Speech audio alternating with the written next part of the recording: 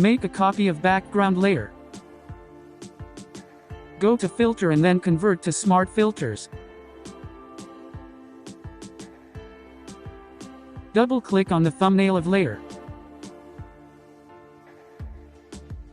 Go to Image, Adjustments, and then HDR Toning.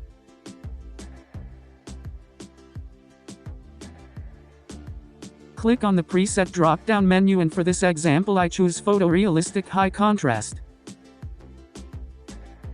Press Ctrl or Command S to save it.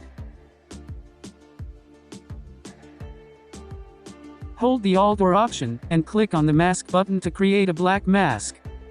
Now take the brush tool and brush on the areas where you want the effects.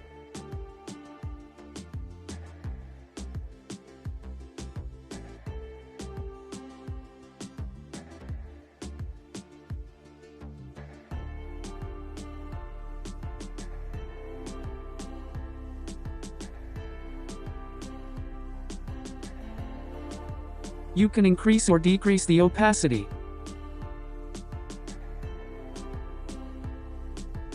Thank you for watching, and don't forget to subscribe.